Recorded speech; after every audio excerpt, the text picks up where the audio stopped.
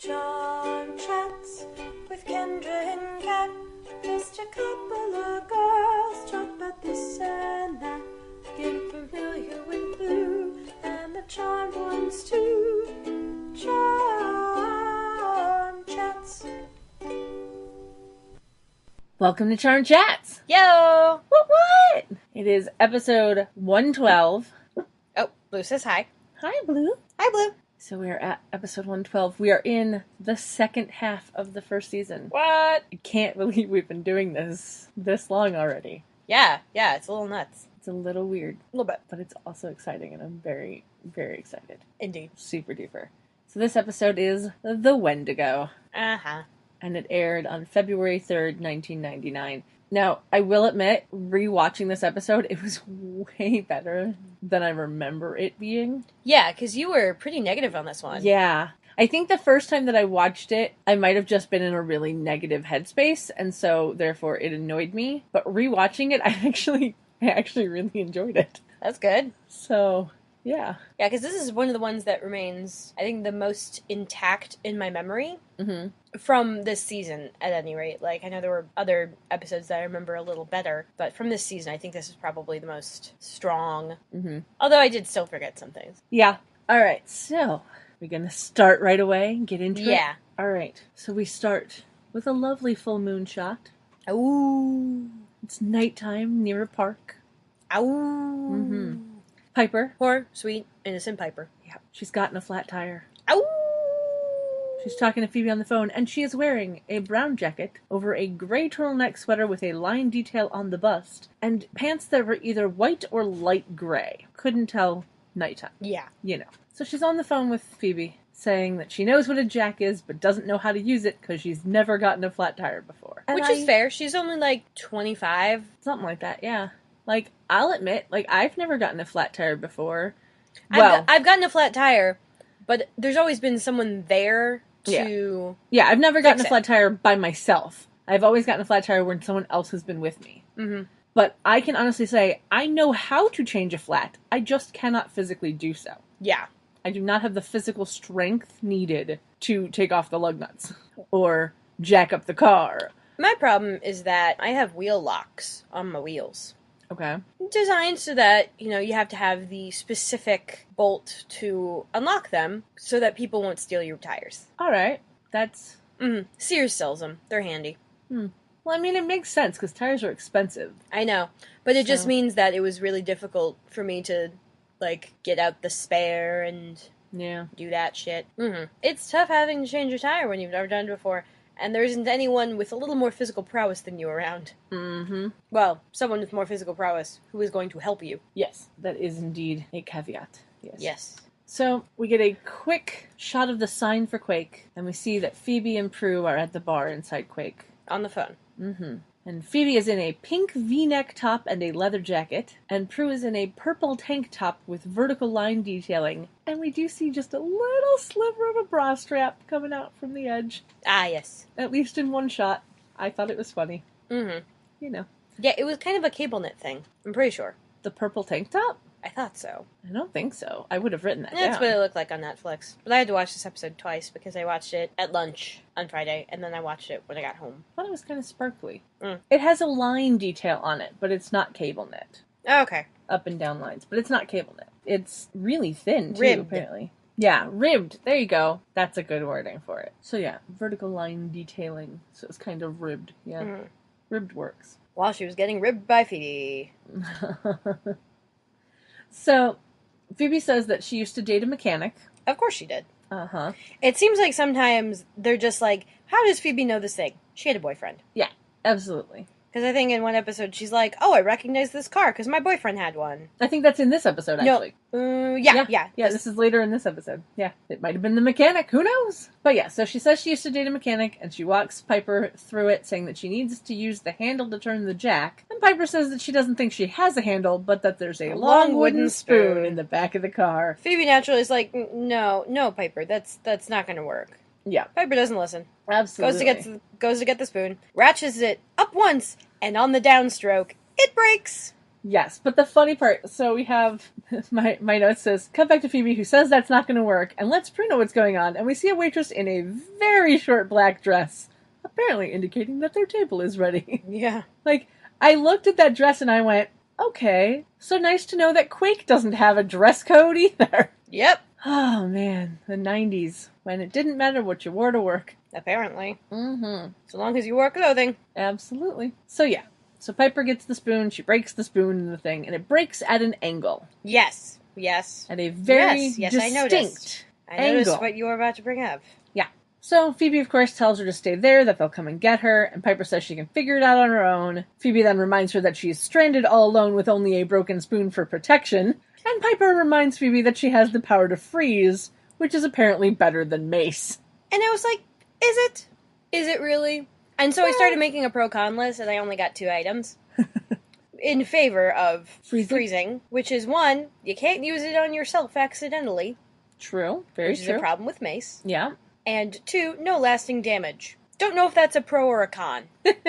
Well, it depends on what's happening, I guess. This is true. Yeah. But I would also add, it can't be used against you. Well, in the pro list. Because nobody else can freeze you back. No, not that Not Sweet Calves is gone.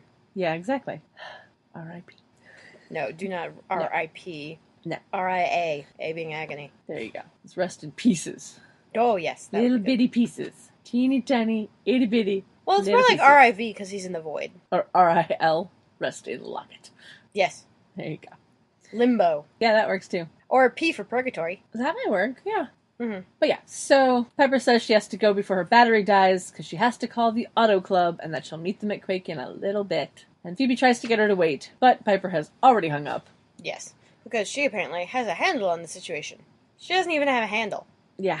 Prue says that they'll give her 15 minutes and then call back, and Phoebe agrees. And this is where we see the tiny bit of Prue's bra strap on her shirt, and I wrote in my notes, so nice to see she's wearing one. Yep. So there you go. Also, Prue's hair is doing something weird. Was it? Yeah. It looked a little weird. Like there was gel in the bangs or something. I don't remember. I noticed it. I'm like, Prue, what's your hair doing? Maybe it's just at that awkward growing out stage. Yeah, I don't remember. I wasn't looking at the hair. Shrug. I wasn't looking at the hair, so I don't remember. Yeah. But so we cut back to Piper, and she's calling the auto club via 411, and we get to view her as something lurking in the bushes. We even hear sounds of a heartbeat and heavy breathing. Yeah. Does 411 even exist anymore? I don't think anyone uses it anymore, but it might still exist. I don't know. I thought about that. I was like, with this age, it might be like the Yellow Pages. Could be. Still a thing. Not as much of a thing. Could be. Yeah. I don't know. Like this day of Google and smartphones. Yeah. I don't know if it still exists. But yeah. So we cut back to Prue and Phoebe. They're leaving the bar to go to their table, and now we can see that Prue is wearing dark gray pants and Phoebe is wearing black pants. In case you were wondering, even if you weren't, I'm still going to tell you. Phoebe asks if they can go back to the topic they were apparently speaking about earlier, which Prue thinks is both a good idea and a bad one. Really bad one. And Phoebe wonders how it's a bad idea because Prue needs the extra help for the auction and Phoebe needs a job. But Prue thinks it's a bad idea because they're family and they live together, and she worries about Phoebe stealing all of her clothes. Yeah. And Phoebe, to her credit, comes up with very good reasoning as to why it would be, in fact, a good idea. She's good with computers, better with people, and if she's being paid, she can buy new clothes, so Prue will actually get a bigger wardrobe, because as we all know, they're the exact same size. Exactly. Even though they really aren't. They really aren't. They really, really aren't. Speaking of clothes, Phoebe takes off her jacket, and we see that the pink shirt is long-sleeved. Yeah, like a 3/4. Yeah, it was kind of nice. I loved the exact line of, I don't think that my wardrobe can take the assault of your daily needs, uttered by Prue. It was a very funny line. Yeah. So that's why Phoebe's like, if you hire me, you'd be expanding your wardrobe, not decreasing it. Mm-hmm. Which, is true, I guess. Or at least making it neutral. Yeah. And Prue does this, head tilt thing where you can see she's, thinking, I'm gonna regret this. Mm-hmm. But then agrees to hire Phoebe. Yes. And says, you can start tomorrow. Yes. Though I do love that she asks if she really wants to work with her, and Prue mentions how long the hours can be, and Phoebe has a lovely line as a reply of, overtime is my friend. Yeah, every negative Prue brings up, Phoebe just replies kind of saccharinely, exactly. That's not a problem. Exactly. And she mentions that with her premonitions, she might be able to tell her some of the office gossip. So, And of course, Prue tells her in a lovingly sister way not to push it, and then asks if she can start the next day, which Phoebe says she can, and then asks for a ride. Well, I mean, that's less like a, hey, I'm gonna mooch off of you, and more like, hey, carpool. Yeah, exactly. So it does get a forced smile from Prue. Oh, and that's when Prue does the head tilt of regret. Yeah. And then we cut back to Piper, and we have a lovely continuity error. Oh, yeah. Which we see now the spoon that was broken at an angle. It's now broken straight across. Yep, straight line break. Perpendicular. Yep. Like it was... Cut. Yeah. With a saw. Yeah. Yeah. Continuity master. Yeah. You need one. Yeah. Really, really annoyed with this show sometimes. Just for those little moments, But yeah, so Piper's phone is crackling and she seems to have lost the call with whoever she was talking to. We get a quick POV shot from the bushes with the heartbeat. And Piper looks around and sees a phone box all lit up and pretty. Now you see, kids, back in the 90s, we still had these things called telephone boxes. Did it put in a quarter and be able to call someone. Did it look to you like it wasn't on a path of any kind? Yeah, it looked like it was on the grass, like just off the path. Yeah, and it was so far away from everything else, including the road where Piper had her car break down. Yeah. Which was just weird. Like, phone boxes are usually, like, on sidewalks. Well... Or at least adjacent to them. So there's a bit of path. Okay. A bench, a light. Okay, so look the at the placement of that bench, though. Yeah, the bench is on the path. You can tell they added it after the fact. Yeah. Yeah. Well, everything, I presume, was added, because also, there's some weird angle lights coming through the trees throughout this episode. It's funky. Yeah, but it looks like it's on the path. Across the thingy and on the path. So, though it also looks like it's not that far away from her, and she should have absolutely been able to get there way faster than she did. Oh, yeah. But, I digress. So, yeah, Piper throws the spoon in the car, leaves the trunk and the side door open, gets up the courage to walk over to the phone booth. By saying, no problem, for I bear the power of awkward laugh. 1. Absolutely. She starts walking over to the phone, which is just across a bit of grass, when she hears some twigs break. Stops and flips her hair around. Yeah, then we get a panning shot of the trees. Where we can see nothing. So she continues walking. And we get another stick breaks. Yep, and we get another quick shot of whoever or whatever is watching her with that heartbeat sound. And she hears leaves crunching. So she stops again and looks around. And we get a lovely push in on her face. Interesting camera work happening in this scene.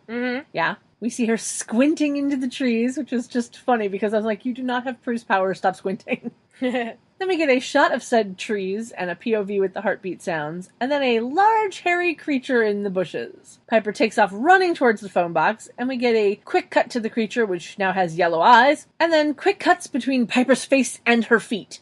Seriously, what was going on with the DP in this one? Dunno. Yeah. She gets to the phone box and closes the little bifold door behind her and grabs the phone, and then the creature comes up and starts hitting the phone box, which makes Piper freak out, drop the phone, and start screaming. And you can tell she's putting her hands up like she's trying to freeze something, but nothing happens. And the creature knocks over the box, making the bifold door open and fall on top of her, and the lights start flickering inside the box. And I don't see any cords to or from the box that would indicate that it is at all functional. Yeah. Or even hooked up to electricity in the first place. Yep. Whatever. Don't know. So she lays there, waiting, seemingly trying to catch her breath, when all of a sudden, it puts its hand through the glass and reaches for her while growling. Now, she screams, but doesn't seem to get hit by any falling glass, and it reaches for her again, and even though she's putting her hands up, it's not freezing. Just putting that out there. Yeah. And then one more reach into the box, and it scratches her on the arm. And a guy wearing a tan jacket and jeans comes out of the trees holding a flare gun. He shoots it at the creature, but misses and hits a tree. Yes, I am dubbing him Bad Shot Billy. And the flare hitting the tree seems to scare the creature, who runs back into the bushes. And then he runs over to Piper, who has now noticed the scratch on her arm, and says, "Everything's gonna be okay!" And then we get the opening credits, where there's no Daryl in this episode. Sad face. Yeah. But, to be fair, it's not like we really needed him. No. And the song playing on the DVD is Down So Long by Jewel, which you actually texted me about this. Yeah. About what the song was. Because it wasn't showing up in my Shazam, and I couldn't figure it out, and I did not like it. Well, I looked it on Soundhound. You might want to get Soundhound, too. Maybe. Because usually if Soundhound doesn't have it, Shazam does, and vice versa. So on Netflix, it was Oh What a Day by Jody May. So I guess points for rhyming? Yeah. Now, like I said, I watched it on DVD, and so the Jewel song was like, oh, okay, I totally get it. You know, this kind of works, whatever. After you texted me and I watched it on Netflix, I understood why they picked that song, because the lyrics kind of worked for the message of the show this episode. The music was the wrong tone. Yeah, it was very slow. It was super slow. Yeah. I did not enjoy it. Yeah. I mean, I understood where they were going with the lyrical usage of the song, because the lyrics definitely made sense for this episode. But the Nothing melody, else did. Yeah, the melody was very, very slow, and yeah. But whatever. Can't change it. They didn't ask our opinion. No, they didn't. Nope. But I think they've learned from that experience. And they'll ask next time? Yes. Uh-huh.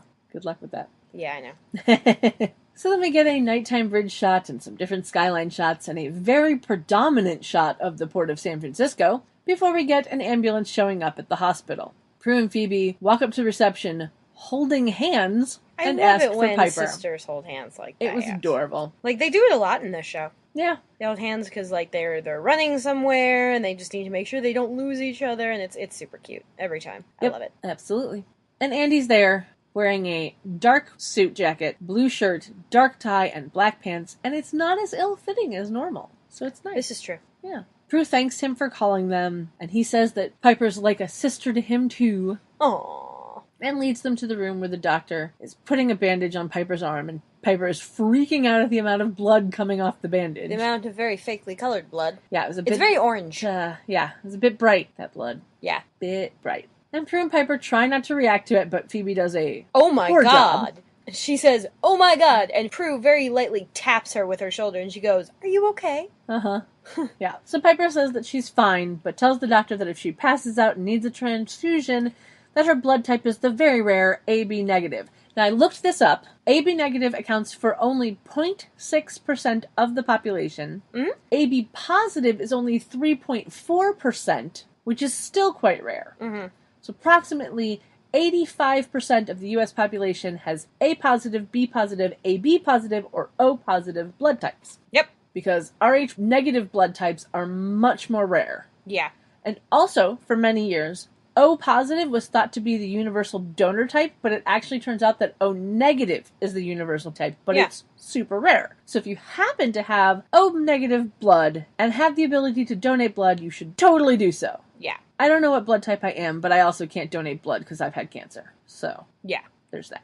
I forget what I am. I don't know. I think it's one of the slightly rarer ones. But I know my mom had a problem when my brother was born because they had different Rh factors. Oh, that sucks, yeah. And so, like, you know, breastfeeding became difficult because her antibodies would try to attack him. Yep. I'm fairly certain that happened to my mother, with my mother and my grandmother. Oh, okay. That they had different Rh. I'm not positive, but I'm fairly certain my mother has said that story at some point. If not, she'll message me when she listens to this and tell me that I was wrong. Anyway, Andy tells her not to look at it and says that he is also AB negative and loves good food, so he's a perfect donor.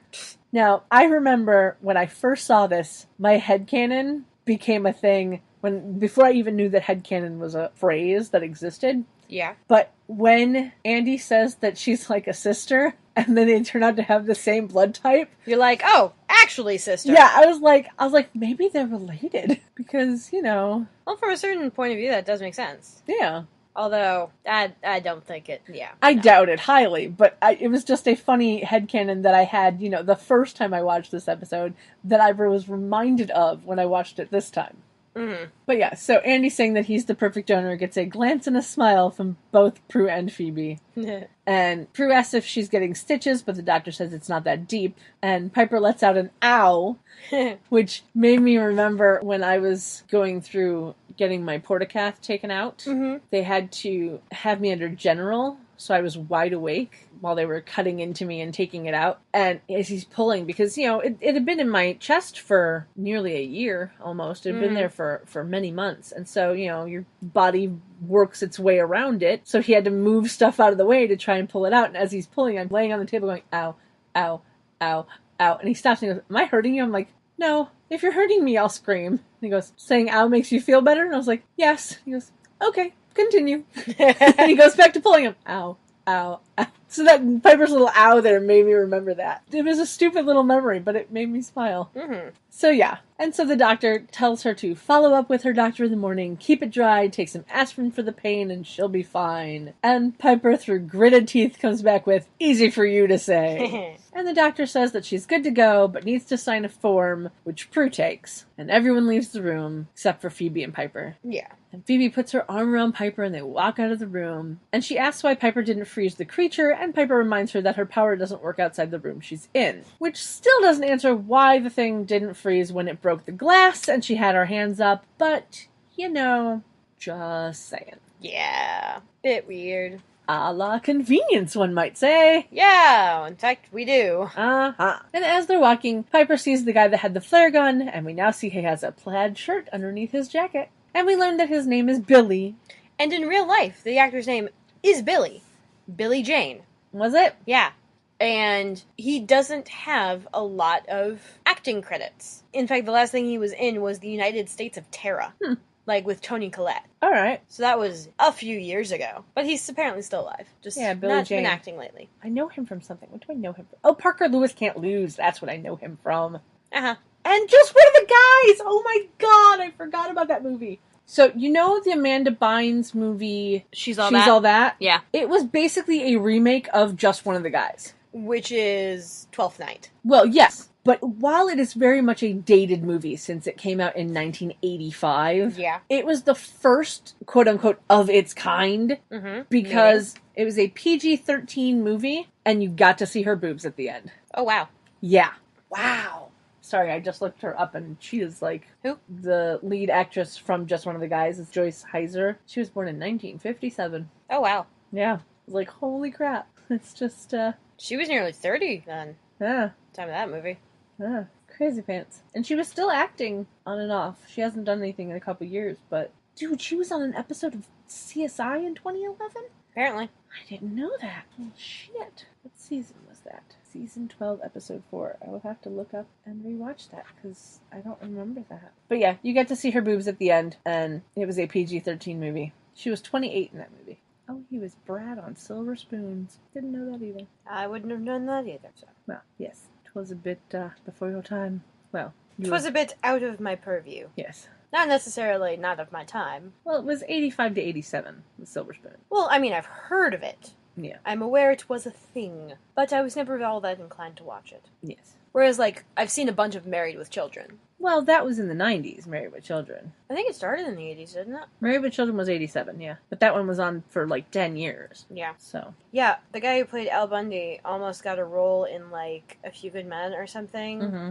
But when they screen tested it, the scene where he walks in is supposed to be super serious, and people were laughing because it's Al Bundy. Mm-hmm. And so they're like, we can't have him doing this. So they had to recast the part. Yep. Or actually, no, I think they just cut the scene. I don't remember. No. So yeah, back to the show. The show that we are supposed to cover. Hey, you know, we tangent. If you're here just to listen about the show, I got some bad news for you. Yeah, bad news bears. Mm-hmm. Although I think it's interesting. Like, you really don't have to watch the show at all. No, because we cover literally everything. Yeah, because that's the way my brain works. Mm-hmm. And so, yeah. Yeah.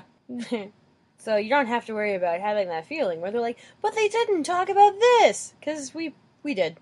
Yeah. We most likely did. 99% of the time, I basically am telling you every single thing that happened. I try to condense a little. But you're not good at condensing. I'm really not. Yeah, so you working at, like, Carnation would not work out. Sometimes I wish this was a visual medium just so you could see the looks that I give Kendra when she makes those puns. That's why I make them. For that positive reinforcement. Mm-hmm. Absolutely. Anyway, so yeah, we learn his name is Billy, and Piper tells everyone that he saved her life. And in my notes, I say, I love my notes. Well, Billy's had more than one line, so he's probably gonna die or he's the bad guy. Yep. Because, you know, that's how it works. How it works in this show. So yeah, Billy says that he's just glad that he got there in time, and Andy wants to talk to him about that, and the flare gun that he had with him. And Billy gets out a cigarette and goes to light it, and Prue does this weird, like... panicked walk over? Yeah, it was like a walk run. Like, it was 3 steps, and blows out the lighter saying that she doesn't think he can smoke in the hospital. And he realizes that she's right and puts the lighter away. See, that seemed like an action that had been written for Piper, but Piper couldn't do it. Like, because she was the one injured. Right there, yeah. Like, that's a very Piper thing to do. Yeah. I would categorize Prue as just, like, stopping him from lighting the lighter entirely. Like, second he pulls out, she'd be like, wait, you're not allowed to smoke in here. Or, Andy or something. But, I guess we just had to see him have the lighter. Well, yeah. We had to see him have it and know that he can light it quickly and, bring that as a this will come back moment. Yep. Billy realizes that Prue's right, that he can't smoke there, so he puts the lighter away. And he tells Andy that it's no coincidence that he was there that night, because he had heard about the murder that had apparently happened the night before. Mm-hmm. And he mentions the creature, which gets questioned by Andy, but backed up by Piper, when a woman wearing a gray trench coat, what I'm assuming is a red blazer over a black top, walks in and asks her to describe it. She then notices Billy and asks what he's doing there. He says, same as you, hunting this damn thing. Uh-huh. And Andy introduces her as Special Agent Fallon of the FBI, which Phoebe thinks is cool. Of course she does. But, like, for a second, it seemed like Andy had forgotten their names, because as he was about to introduce, he just kind of, like, points. He's like, nah, and then... Yeah. That might have just been the best take that they got. Could be. And so, in my notes, I say, okay, another new character. So, just like Billy, she's either gonna die or she's the bad guy. Mm-hmm. Because that's the only thing that happens in this show. You learn a new person, they either die or they're the bad guy. With the exception of Martin. Yes. And Doug. And Shelley. Yeah. Yeah. And, now that Piper has been asked to describe the creature, she does a couple of vague descriptions and then says, like a cross between a werewolf and Charles Manson. Uh-huh. And my first thought was, I didn't see a swastika on his forehead. Hey, but I think it was more like the crazy hair. Yeah. Yeah. Okay, yeah, I can feel that. Yeah. Speaking of hair, Agent Fallon has, like, 90s power woman hair. Absolutely. Oh, yeah. Yeah. And Fallon asks if it had yellow eyes and talon-like hands, which gets positive responses from Piper. And then she asks to talk to Andy, and they walk away from the group. And she says that Piper is the first one to survive an attack. And we learn from Andy that last night's victim had his heart ripped out of his chest. So, It's all fun and games. Mm-hmm. Till someone loses a heart. Mm. We also learn that there have been killings in Chicago and New Orleans, and that Andy has sent for the coroner's report on both of those cases, which makes Fallon question him because it really is out of his jurisdiction. Yeah. And tells him that he doesn't really want it anyway because Piper's story corroborates every other statement that the perp is neither human nor animal. And when he doesn't even blink, she tells him that she was expecting a response, but Andy just wants to know what he's looking for. Mm-hmm. Because Andy's getting to realize some shit is weird in this city. Yeah. Yeah. And Fallon asks if he believes that it's not human, and he says that recent experiences have taught him to keep an open mind. And then we pan back to the sisters and Billy. Who mentioned, oh, those two are freaking cozy. Mm-hmm. Gotta love Phoebe's observation skills. Mm-hmm. Mm-hmm. And Prue then asks Billy how he knew to use the flare gun, and we get a bit of exposition time. Which, okay, so it attacked him and his fiancée, Laura. Mm-hmm. As they were camping by Lake Michigan. So they're from one Chicago. Of the Chicago ones. Yeah. So technically, Piper's not the only one to survive an attack. Granted, it didn't technically attack him, but he was involved in an attack.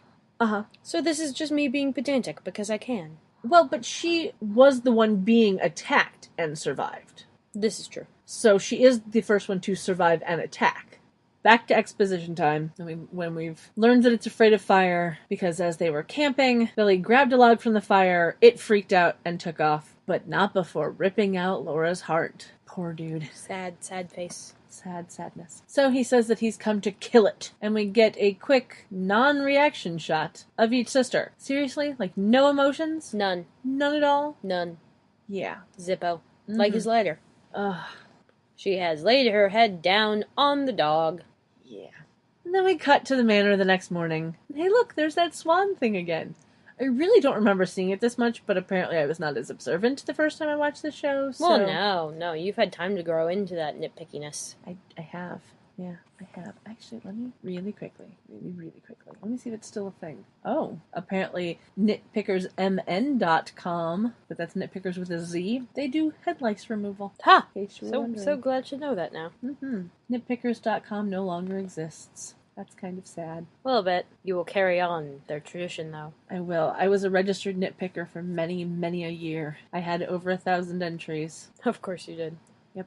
And this was before the age of DVR, where you could pause and rewind live television. This was watching things on VHS, bitches.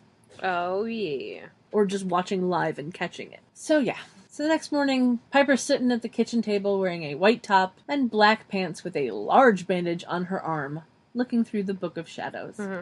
It looks like the same bandage as last night, like she didn't even change it. I don't know, but it looked like it had been put round her arm with like a bunch of pieces of tape that made it look like it was bubbling. It was kind of weird. Then Prue is there wearing a blue V-neck long sleeve top with a thick collar and black pants, and it reminds me of a shirt that Phoebe has worn before. Uh-huh. But I can't remember which episode. I want to say it was the one where they were in the kitchen with Leo under the thingy and freezing the iced tea. Like the collar on that shirt. Yeah. It reminds me. I don't know if it was the same. I see what you mean. Yeah, like I don't know if it was the same shirt, but the collar on that shirt, like the thick collar, thick V-neck, reminds me of that shirt. But whatever.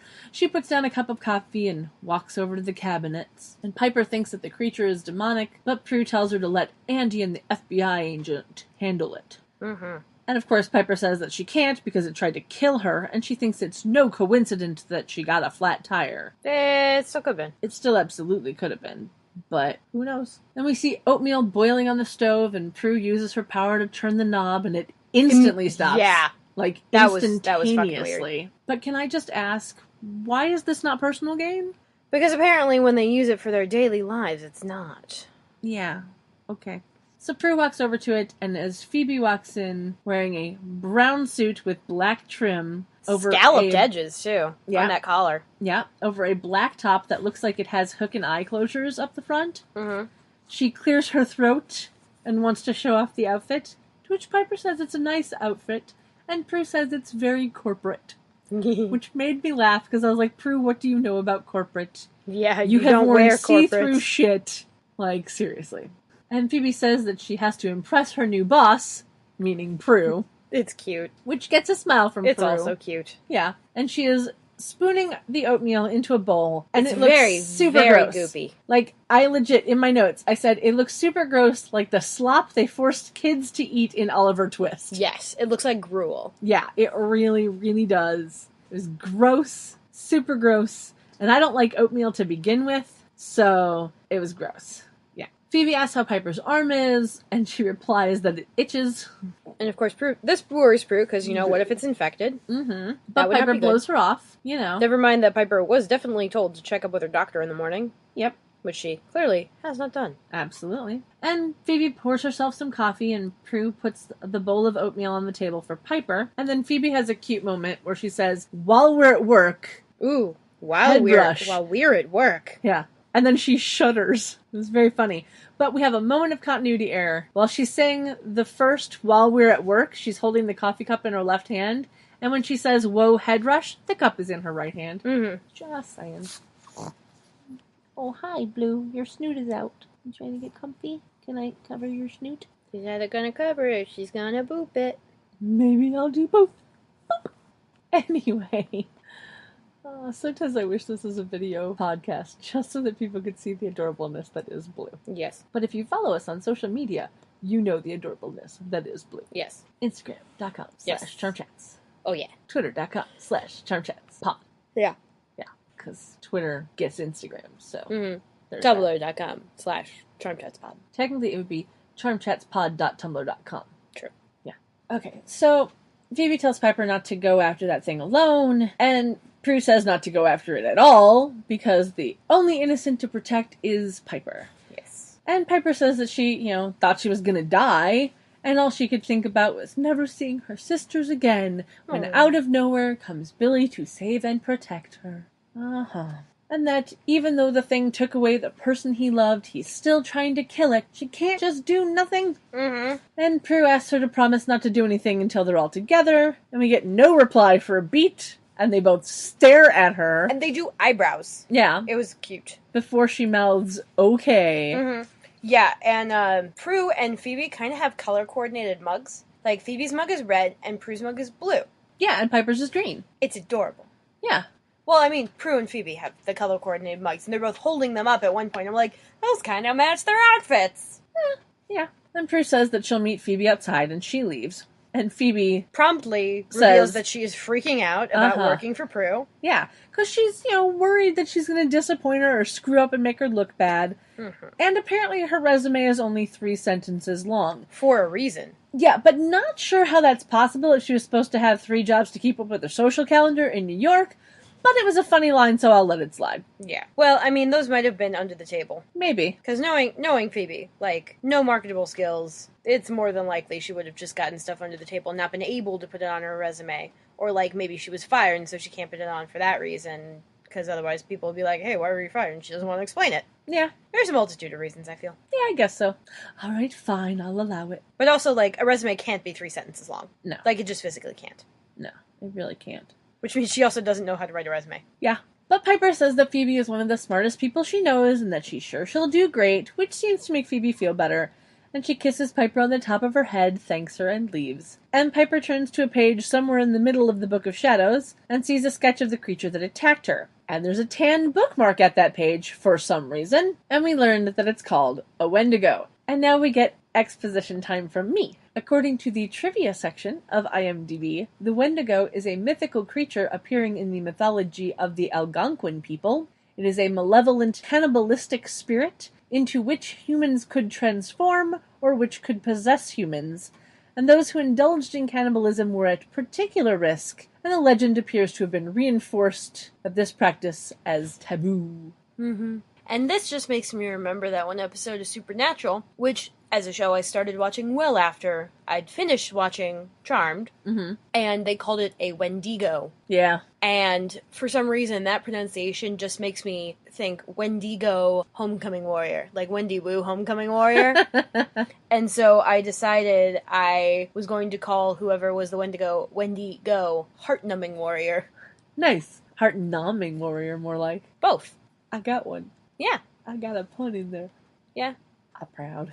Anyway. It's pun interesting. To know. me, anyway. Yeah, well. Now, I know that we're going to get this later on, but they did show it to us, so I might as well tell you about it now. Oh, yeah. The Book of Shadows says that it's a non-dead creature, which destroys the good-hearted and those in love, and feasts on their hearts. And I don't know how it came to that conclusion. Well, don't know. We don't know who put this in the book either, so there you go. And that the first Wendigo was male, who was betrayed by his sweetheart, so he slew her and ate her heart. Which turned his own to ice, hence Heart-Numbing Warrior. Yes. Instead of giving him the warmth of revenge, it turned his heart to ice, and that during the day, the Wendigo looks like a normal person. So, that rules out Billy as the bad guy, because he was a human during the time that the Wendigo was out. That only leaves 2 options, Agent Fallon or someone else we haven't met yet. Yeah, Just saying. That's fair. But I would like to remind you that the Book of Shadows says that during the daylight, the Wendigo looks like a normal person. Just want to put that out there right now, that it was in the Book of Shadows. Okay? Yes. Okay.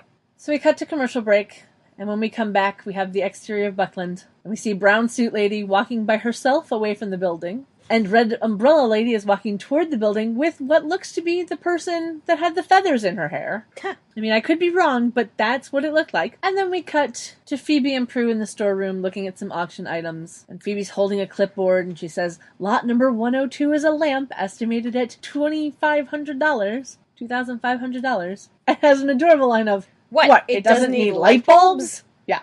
Prue, of course, is like, no, it's a stickly. And Phoebe's like, oh, right, a stickly. Like she has any clue what it is. I had to look it up because I didn't know. According to his Wikipedia page, Gustav Stickley was a furniture manufacturer, design leader, publisher, and the chief proselytizer for the American craftsman style, an extension of the British arts and crafts movement. He was born in 1858 and died in 1942 at the age of 84. case you were wondering. Now you don't have to look it up yourself. See? That's how that works. I do it so you don't have to. Mm-hmm. Yes, but famous, rare shit. Yes. So. And we finally get an explanation for why there is a warehouse full of crap that apparently they can just sell off at a moment's notice. Yeah, because it doesn't belong to anybody. And it's gathered from, like, unclaimed items from estate sales, donated, what have you. And they auction it off for revenue, which makes sense. You know. And Phoebe asks about the stuff that doesn't sell, and Prue says that it gets tossed. And that's just sad. Yeah. But then again, it was probably donated because it had no, like, functional value for a shelter or whatever. Yeah, probably. But you'd think that, like, if it was an art piece or something that doesn't sell, like, you'd think they'd be able to do something with it, like give it to a museum or something. Yeah. Maybe they also do that, but it so rarely happens that a museum will take any of this crap. Yeah. Or they, you know, maybe hold on to it for a little while and try it at the next auction. You know what I mean? Yeah. Because I'm sure that it might not have sold just because there was somebody who wasn't able to get to the auction. You know? Yeah.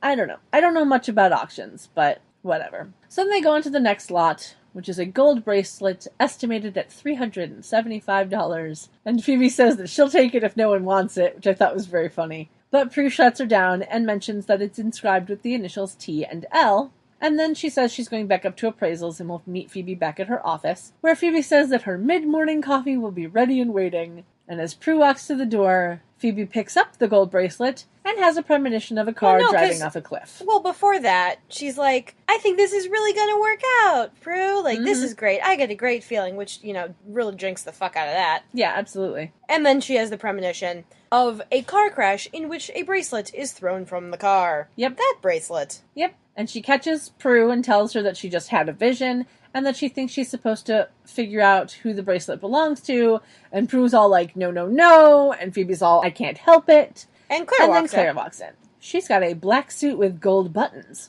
And she wants to make sure that everything's in order for the auction. That happens to be that same day, which, you know, Phoebe freaks out a little bit about. But Prue assures Claire that everything is in order. Claire spots the bracelet, which Phoebe was holding up for some unknown reason. A la convenience, one might say. Yeah. And Claire says that she thinks it should sell quickly, hands it back to her, and leaves. Now, the reason that I ask why Phoebe was holding it up, because she had it in her hand. When Claire walks up, she puts her hand down. Oh, yeah. And then, for some reason, after Prue assures Claire that everything's in order for the auction, Phoebe has her hand up and it's open holding the bracelet.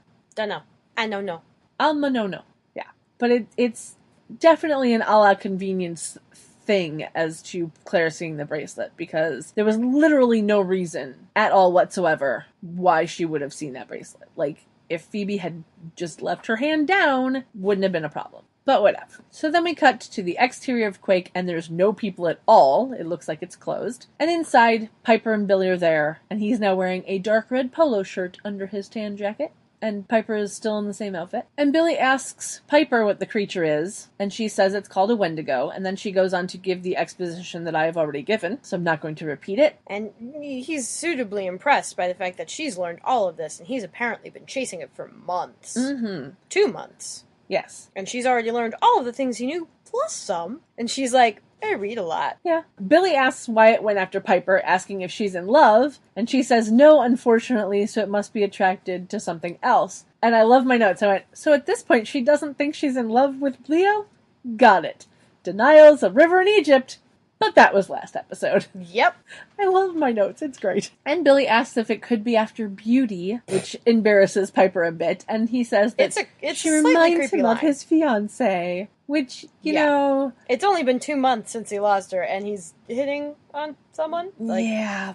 But Piper ignores that line of conversation and says that it strikes during the 3 phases of the full moon. And Billy says that's what it did before. And he says that he's been tracking it for 2 months. She's got a PhD in Wendigo. Yeah. Even though he's been tracking it for 2 months, she knows more about it than he does. And she just kind of laughs it off and says she's read more about it, which I thought was funny. And she says that she should tell Inspector Trudeau. But Billy says that Agent Fallon is better because she's already believed her and that he'll tell her. And this was when my first thought was, oh, he gonna die. He gonna die so hard. Yep.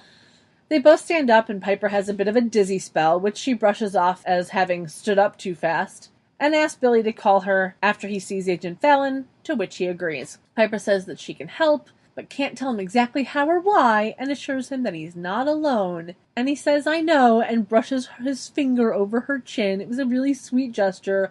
It's a little creepy. Yeah. But not nearly as creepy as any other creepy that we've ever had on this show. This is true. So. Just, like, a little inappropriate. Yeah. I wouldn't even say it was necessarily inappropriate, but it was a little, like, you just told her... Too familiar. Yeah. Like, you just told her that she reminds you of your fiancé, and now you're touching her face. Like, back off, buddy.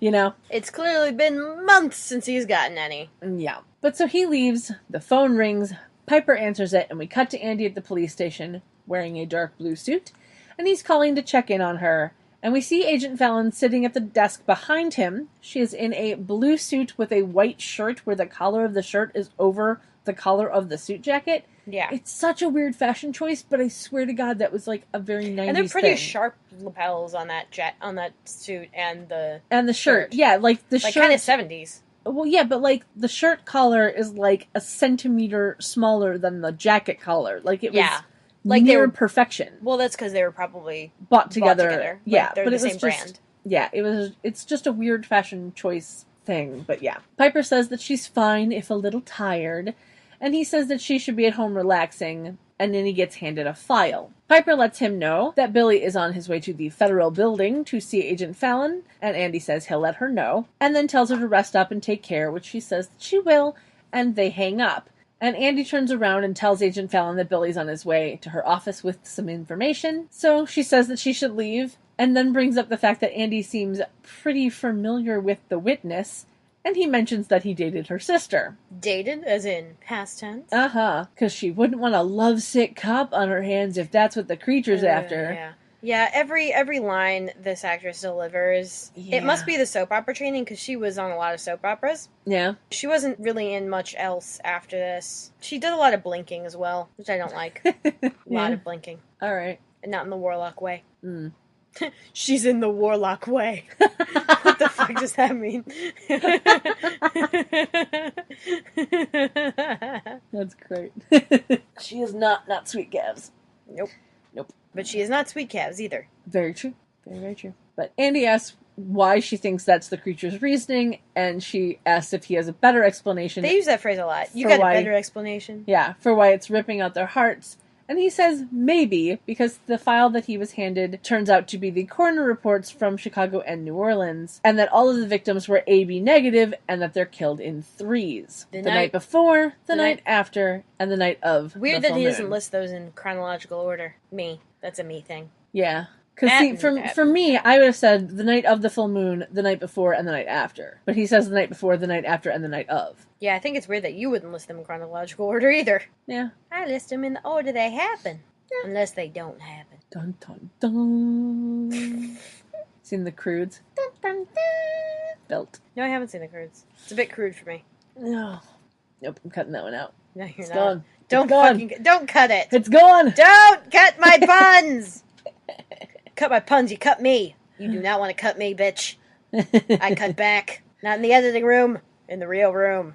Well, there is a knife. Yes, there are several. Anyway, so he says that Piper would have been the second person murdered, only that she got away. And Fallon says that means the creature will try again tonight. And Andy isn't convinced that it's a quote-unquote creature. He actually says quote-unquote. Yes. Because it feels like ritual, and ritual is human. He's got a point. Yeah. She invites him to a stakeout in the park to test his theory, and he says he'll bring his flare gun. And she is laying it on thick. Yeah. Hey. Mm-hmm. So she starts to leave. She has added her trench coat back to her outfit. And then we cut outside the federal building, and Billy is walking toward the door when Agent Fallon calls out to him, and he tells her that he thinks he knows what the creature is, and he starts telling her, and then she cuts him off, saying that the other agents already think she's a little weird, and offers to do a little walk and talk on the way back to his car. And so then we cut to them entering a car park, because, why wouldn't we? And Billy says that the Wendigo attacks people in love, or at least people with good hearts,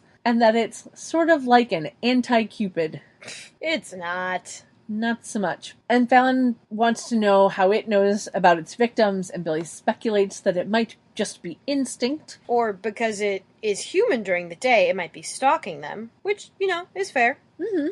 That's a fair idea. Hypothesis. Yes. And then he knows that it's going to attack again that night, probably in the same park, to which she says, interesting. In a very, very strange way. Uh-huh. And then he gets out a cigarette and a lighter from his pocket because we have established that he is a smoker. And as he lights it, the flame flares up and Agent Fallon rears back. And horrified. cowers. Yeah. Yes. She kind of hisses. She does hiss a little bit, but so he flicks the thing saying that they need to go to the park and stake it out. And he flicks the flame and she does the cower thing. And then he finishes the sentence of, and kill it. And she grabs his head and breaks his neck and he falls to the ground. Yep. You know, as you do. Because he has realized she is the Wendigo. Yeah. Heart-numbing warrior. Absolutely. So now I will be referring to Agent Fallon as Wendy, and I do that in my notes. Oy.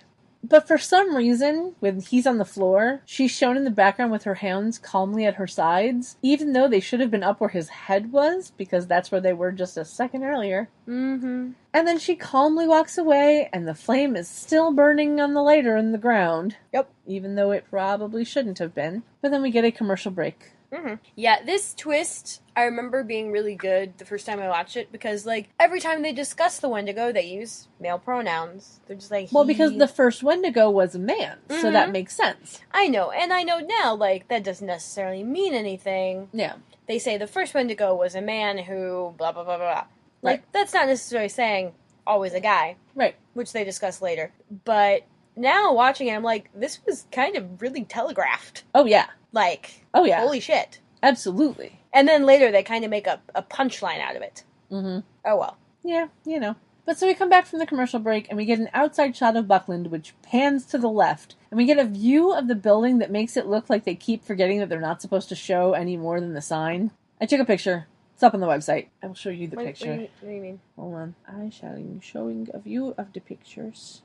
Because that doesn't look like the building that they showed us last time. No, it doesn't. It doesn't look like the building that has the cafe underneath it. It looks like it stops about 4 or 5 floors up, and then there's more above that. Right. Yeah. But it doesn't look like the building that they showed No, it doesn't. where the cafe was. It doesn't look like the building that it showed when they panned up from the cafe. Like, it's bad. Yeah. Yeah. So Prue walks out of the elevator. Phoebe walks up to her and says that she's found whose car went off the cliff in her vision. There's a man named Franklin Bates who worked for a big PI firm in San Jose. And Prue asks how she figured that out, and Phoebe says that she recognized both the road and the car. It was Coast Highway by Carmel. So I wonder if she means the Pacific Coastal Highway? I have no idea. Because, from what I've heard, that is one of the most accident-prone highways, because it's right along the coast. It's only 2 lanes, and there's a lot of sharp turns. Possibly. So there's a lot of blind corners. Yeah, I don't know. I've only been to California once. Mm-hmm. It's super scenic. And I wasn't really anywhere near the beach at the time. Mm-hmm. Really. Well, I mean, I kind of was, but I don't think I drove up that at all. And that the car was a 65 Lincoln, that apparently her first boyfriend, Jimmy, used to drive one just like it. And she says that she got on the web and started snooping around, therefore tying up Prue's phone line while she was in appraisals. And Phoebe says that she searched the Chronicles database for all articles on car accidents in the area, and voila, there it was, in February 1989. What? California State Route 1. Special restrictions on this highway. No flammable or combustible tank vehicles in the Sepulveda Tunnel. Alright. No explosives through the Tom Lantos Tunnel. Okay. It's good logic, you know. Nothing that'll blow up inside the tunnels, please. Makes perfect sense to me. Although SR1 is a popular route for its scenic beauty, frequent landslides and erosion on the coast have caused several segments to be either closed for lengthy periods for repairs or rerouted further inland. So she goes on to say that since it took her a while to access the articles, she kind of forgot to tell Prue that Claire was looking for her. Prue yells at her, she apologizes, and then she continues on with her story as they hustle their way to Prue's office, saying that she called the PI firm that he worked for, lying that she was Andy's partner, and they told her that the initials on the bracelet stood for Terry Lane. And then we get exposition time, that apparently Terry Lane was a 5-year-old girl kidnapped by her father, and it was the case that the detective was working on when he died, so Phoebe thinks that the bracelet is proof that he found her, and that her mother never got got the bracelet because he died, which means she also never found her daughter. And she goes on to say that they can't sell the bracelet until they know for sure, and Prue wants to know how she's supposed to explain that to Claire, and wonders about psychic provenance. Yeah. Which Claire naturally overhears as she's walking in the door. Psychic what? Now, unless she was standing outside the door just waiting for a break in conversation, there's no real way that she should have heard that bit of conversation, but I digress. Claire says that she has been looking all over for the bracelet, and pulling it out of Prue's hand, asks what it's doing in her office. Prue makes up something about getting it cleaned, which Claire accepts. And decides to take it back downstairs. Because she already has 2 buyers interested, and she leaves. And Phoebe repeats that they can't let her sell it, and then we cut to Quake with an establishing shot of the sign inside rather than the sign outside, which is new. Yes, a nice break of pace. Yes. And a waitress walks by with a couple of glasses on a tray, and we pan over to see Piper standing near the bar, covered in sweat, rubbing a glass of what looks to be ice water on her forehead. And she's added a black vest to her outfit. A woman calls her name, and we see that there's a man looking to talk to her. Piper takes a sip from the glass and then walks over to him, and we learn that his name is Lawrence Beck from the health department, there to do a code inspection. And again, we have a new person with a name, and he has more than one line. I fear for his life. They walk into the kitchen, and Piper starts to explain the washdown procedures, and falters a little on the word detergent. She's clearly ill. And he asks her if she is, but she says no, and then mumbles an I don't know, and tells him to feel free to look around because they have nothing to hide, so he thanks her and wanders off. And she sees one of the kitchen staff getting something from a freezer, and as he walks away from it, she walks over and sticks her head inside. And puts her face on a piece of meat. It was a piece of frozen meat, but it was wrapped in paper. Yes. Just saying. Still not up to code, though. Yeah. Lawrence then turns around from the other side of the kitchen, sees her, and asks what she's doing. She says, quietly, dying. Yeah, quietly to herself, she says she's dying. And then realizes who's talking.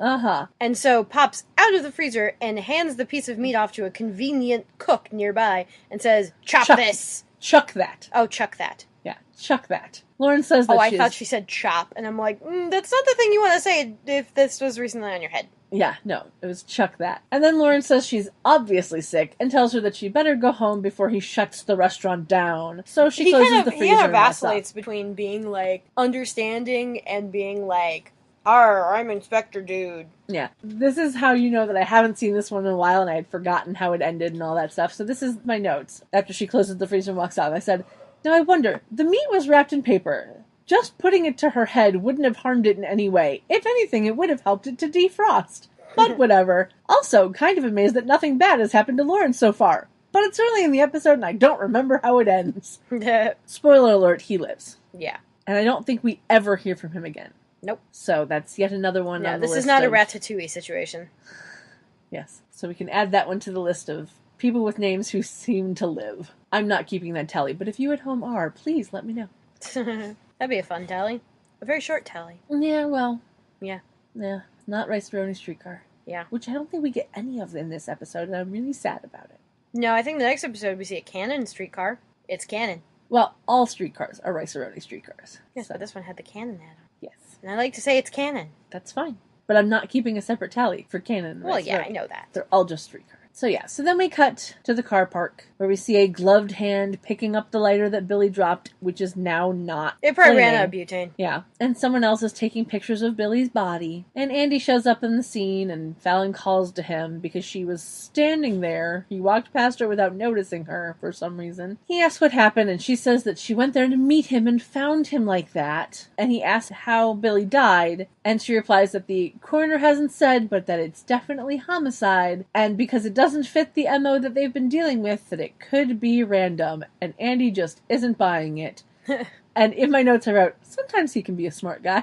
Sometimes. Every once in a while. It happens. Yeah. So Fallon says that maybe the creature found out that Billy had information on it and got to him before he could get to her. And Andy considers that because he had been stalking it for 2 months. So Fallon wonders that if these are ritual murders like Andy thought they might be, then not everything was followed, and the killer might not get his happy feeling. Yeah. Because the heart is still intact, And Andy says that there's two possibilities. Either he's not AB negative, or it was trying to protect itself from being found out. Wendy says, I'd go with that one, personally. Yeah, it's the latter theory more plausible. To which Andy agrees. And my thought was, it could be both. Mm-hmm. You know. And then Andy says that they should go talk to Piper to see if she knows what Billy wanted to tell her, and she agrees and they walk off. So we cut to the auction room at Buckland, and the auction has started, and the auctioneer is doing his thing. The auctioneer looks a little like Tim Gunn, but less interesting. Yeah, a little bit. Older gentleman, gray hair. Well, no, it's the face shape. The face shape looks like Tim Gunn. Mm. Balding, kind of skinny. Alright. The nose, like, it looks a little bit like him, but the voice is so completely different that I'm just like, Yeah. Then Phoebe walks up to Prue, who wants to know where she's been because the auction's already started. And Phoebe says that she thinks she found Terry Lane living in Oakland. And I looked that up, and it's less than an hour away from San Francisco. Yeah. Yeah. And the auctioneer in the background has sold another item, and we get more exposition time. Phoebe says that she contacted the detective's old secretary, who helped her piece together the whole thing, and told her that it was Terry's mother who had hired the detective because the father had abducted Terry. Well, we already knew the father had abducted Terry. Like, she mentioned that when talking about the case. Right. So I wonder why they had to add in that line again. Because reasons. Mm-hmm. And in the background, the auctioneer brings up that the charm bracelet is the next item up for bid. And Phoebe, of course, tells Prue to do something because the bracelet might be the only way to convince the mother that they know where Terry is. And Prue asks what she's supposed to do, and Phoebe squints at her as the nonverbal way of telling her to use her power. And the auctioneer calls for $375. And a lady goes to hold up her number, but Prue uses her power and it flies out of her hand. The lady's hair is something to behold. I swear to God, though, I have seen that actress in something else. You might have.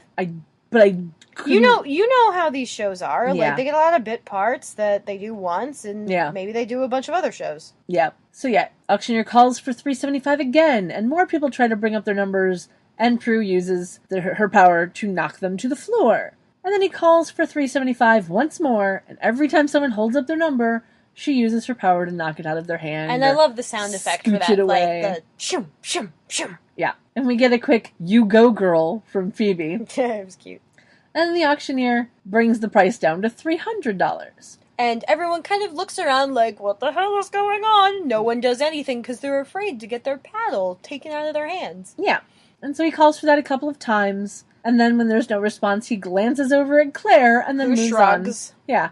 And moves on to the next lot. And the assistant drops the bracelet onto a tray on the table. Phoebe thanks Prue, who hopes she's right about this whole thing, and then grabs the bracelet off the tray. And we cut to the manor. The doorbell rings. And Piper walks down the stairs to open the door. And she no longer has the bandage on the arm, but she's still wearing the white shirt and black pants. Mm-hmm. And Andy has come by to see how she's doing, and she says she feels great. And he asks where the bandage is and how her wound healed, and then all of a sudden... Well, she stops and looks confused, and then suddenly transforms into a Wendigo. And grabs Andy. And then she wakes up on the couch in the living room, a bit sweaty and looking pretty sick. Oh, yeah. And she checks her arm, and the bandage is still there, and the doorbell rings. She walks up to the door and asks who's there, and it's Andy. And, of course, she's very alarmed because she had just had a dream where she was attacking Andy. Right. So she tells him to go away. Yeah. And he questions her, and she opens the door just a little bit and says he can't come in because she's got the flu, and he says he's had a flu shot. No. And then he has to talk to her about Billy. And then without waiting for her to say anything else, he says he's been killed. And she's like, what? That's and not opens possible. the door. Yeah. She's confused because it's not nighttime, but Andy says that it might not have been whoever attacked her, and Piper wants to know who else it could have been, and Agent Fallon arrives. Walks into frame. Yeah. She apologizes, saying she had to make a call, and asks Piper if she's okay, and Piper says she's not, so Andy tries to say that they'll come back later, but Agent Fallon wants to know if Piper knew what Billy was coming to tell her, and Piper says that the creature's called a Wendigo and that it attacks during the full moon, and Andy says that they already knew that, and Piper continues that Billy also said it looks like a normal person during the day. Now, I would just like to remind you, that was written in the Book of Shadows, and she didn't need Billy to tell her that. She was probably obfuscating about, like, she told him that. Because they don't know that she gave him information. They just know he had information. Yeah. And I feel like that was more a move of, oh yeah, like, we don't want them to be suspicious of us any more than Andy already is. So, like, if they think Billy knew the information alone, that's fine. We're gonna keep with that story. That's what I would chalk it up to. Alright, fine. I'm gonna give him a little credit for that. Because there is an actual in-canon reason for that. Alright, fine. I'll allow it. But Agent Fallon pretends to be interested in the news and asks if he had any idea who he thought it might be, but Piper says that she didn't think so. And then Agent Fallon says an unconvincing, "too bad," and asks to look at Piper's arm. And Piper says it's fine, and then stops herself and says it hurts like hell. And we get a very interesting camera angle, which is basically looking up Agent Fallon's nose. Yeah, as she asks to see her arm. Creepy upward angle on Fallon, or Wendy, and a downward angle on Piper. Yeah, it was super weird. Mm-hmm. But it might have been like a reshoot or something. That was my thought. It was either just a stylistic choice. I think it was a stylistic choice. It seemed too intentional. Yeah, I don't know. But it was creepy, and she has creepy lines during that. Yeah. We're like, I hope you didn't get infected. Yeah. Meh. Yeah. But she looks at it without removing the bandage at all, and reminds Piper that she's the only one to survive the attacks, and hopes that she didn't get infected by it, and tells her to call her directly if she thinks of anything, and hands her card and leaves. And then Andy caresses her head for a moment, and tells her to try and get some sleep, and she says that she will and thanks him. And he leaves, she closes the door, and then she starts shaking as she walks back into the house. And she stops. Now decides, after, like, 2 days, well, a day, to take off the bandage. Yeah. And she discovers her arm is hairy underneath it. Yep.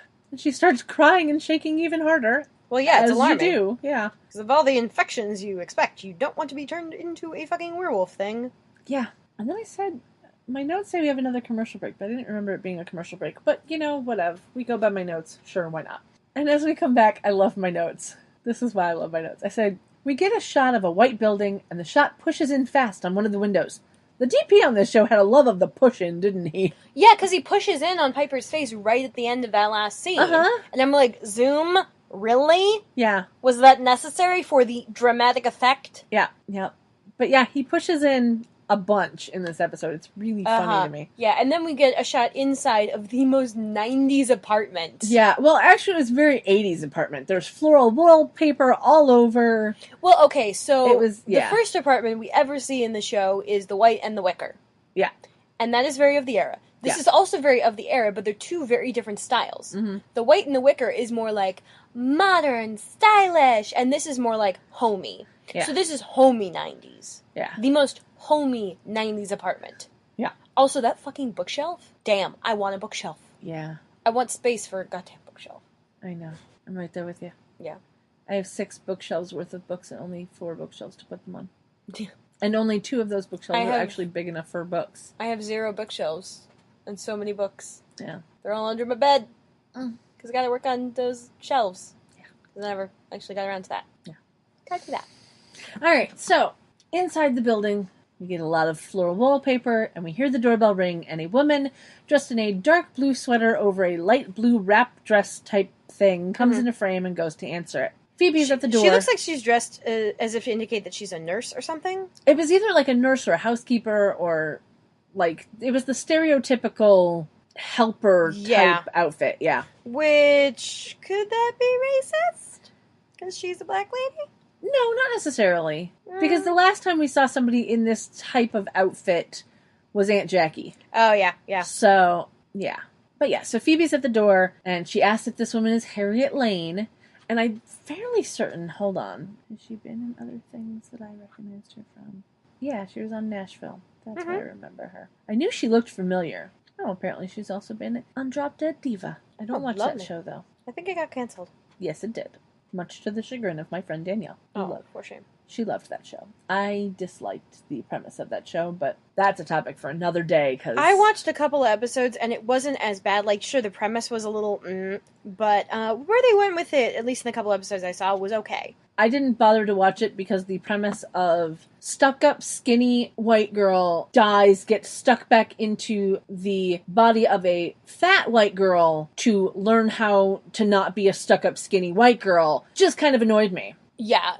The thing is, she automatically got stuck in a different body. Like, she goes up, and they're trying to debate where she's supposed to go, and she sees a button on a desk that's return, and because she's a dick, she presses it.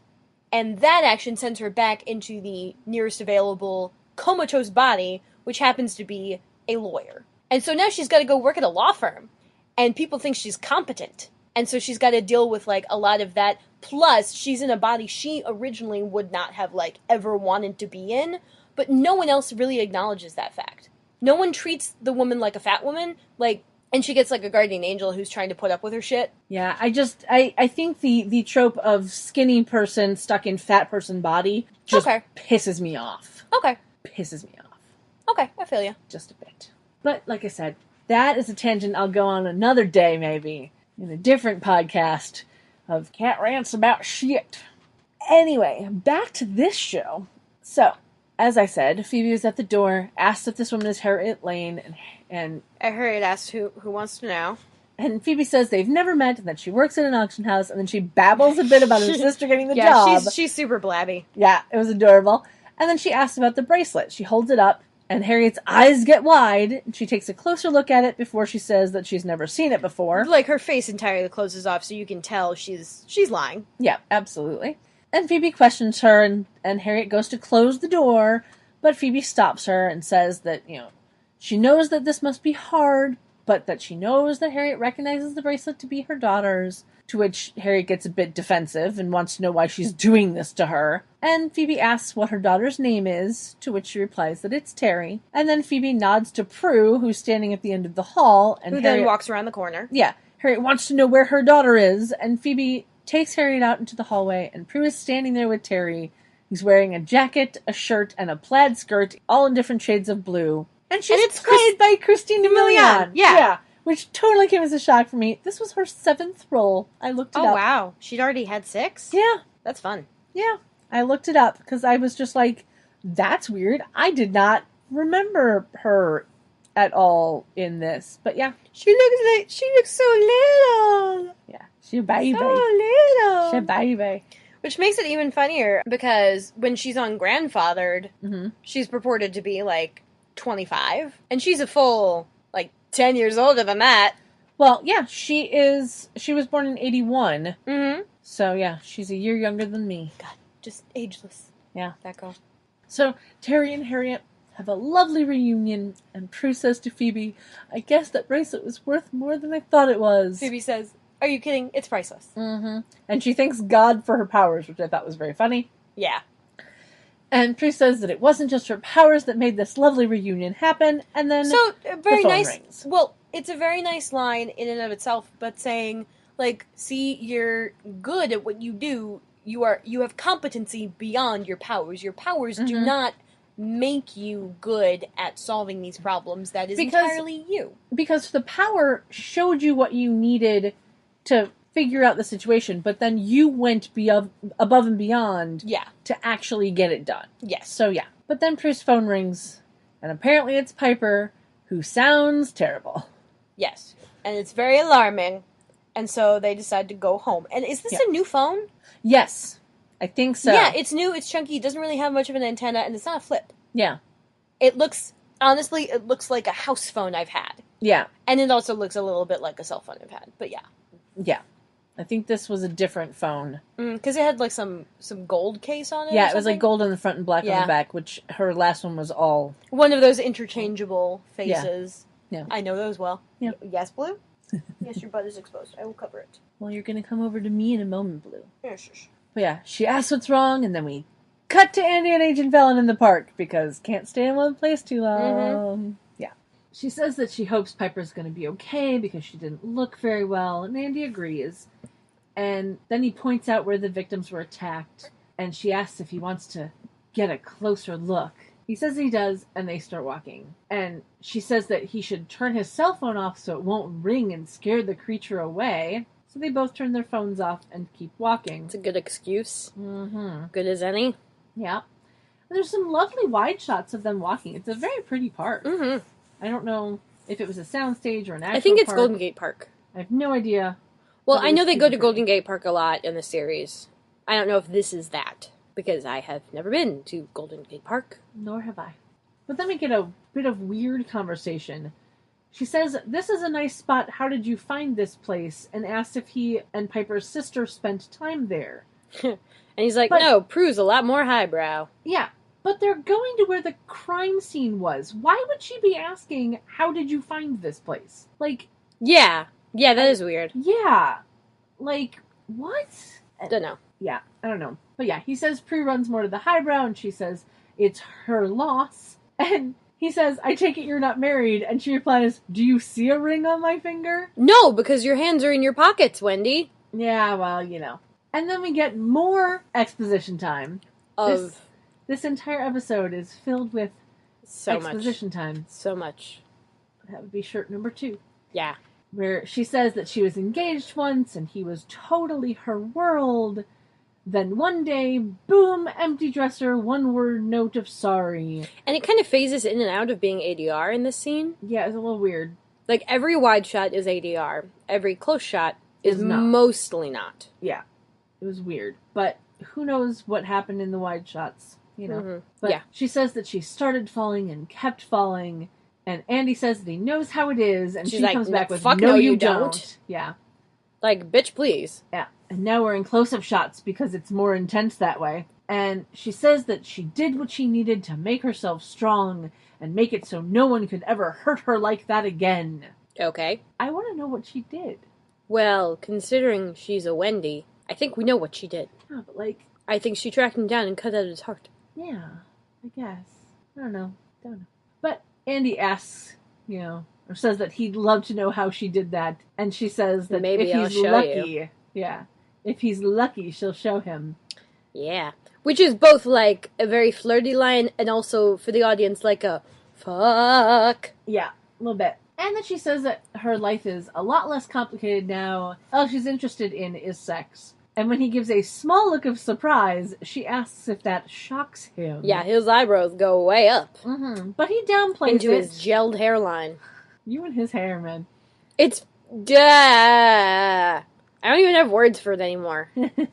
But he downplays, saying that he was just wondering where she was when he was in college. And she smiles, and he gives a smile back and walks on, and then her smile fades as soon as he's out of view into, like, this really mean-looking face.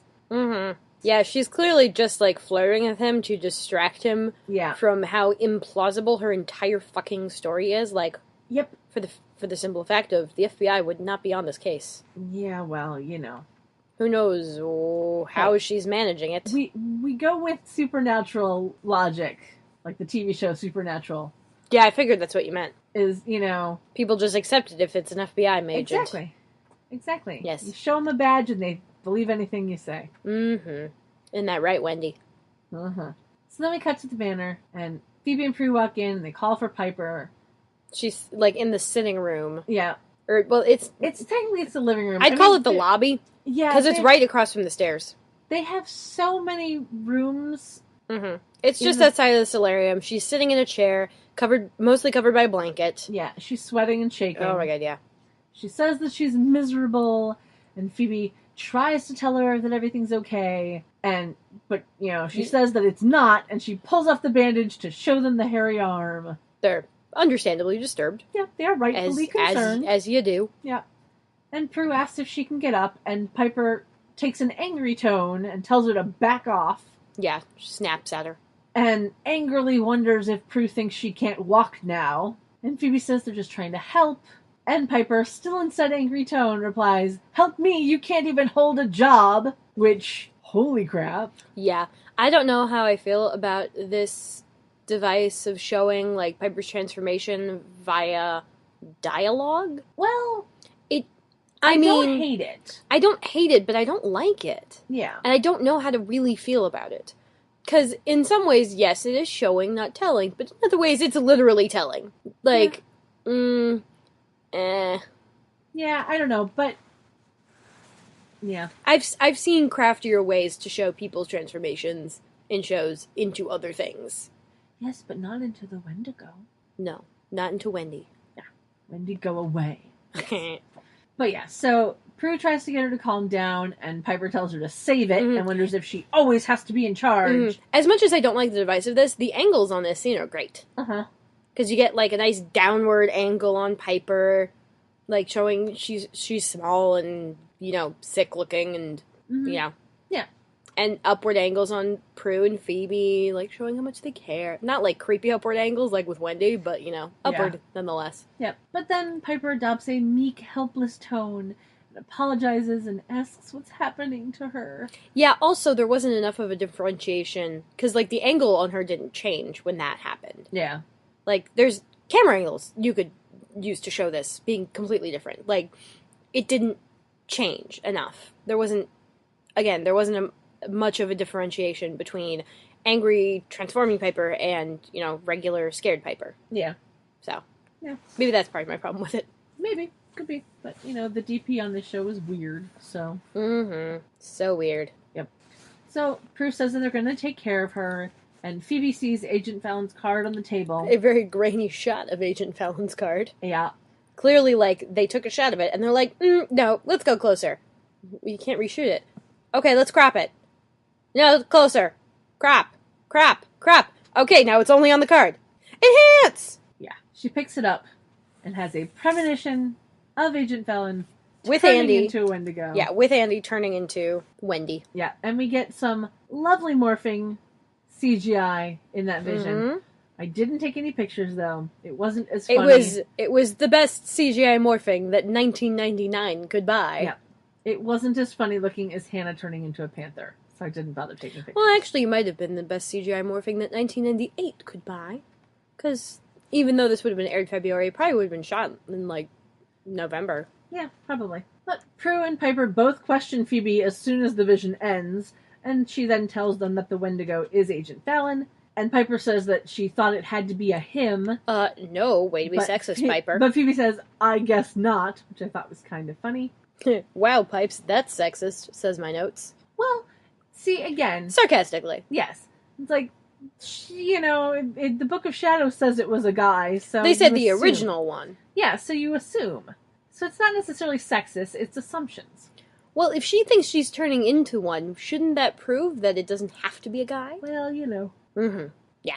Okay, continue. So, I don't know. She then tells them that she saw her and Andy in the park at night alone, and Prue says she's going to go call Andy and warn him, and tells Phoebe to go upstairs to the Book of Shadows and see if she can find a way for them to help Piper. And Phoebe says okay, and then we get another look at poor, sweaty Piper. No. Before we cut to the attic. And the first thing that we see is a Charm of Love spell from the book. I have taken a picture. It's up on the website. You're welcome. Yeah. Hey, this is like mine. Yeah. Huh. Pepper red. Interesting. So I don't think that was what they used for episode 5? I don't know. 5. So we see the Charm of Love spell, and then Phoebe turns to the Wendigo page. And Piper, back in her angry mode, says it's just the same crap she's already seen. And Prue comes in and says she tried Andy's cell phone, but there was no answer. And Phoebe, who looked at the page for less than a second, says they can't find anything about reversing the Wendigo thing. But Prue says that there's got to be something. And then she looks at the bottom of the page with the sketch on it and sees CF Desiderata. Yeah.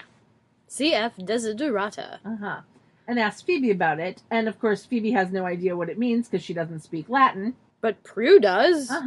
And as we've established from your least favorite episode of all time.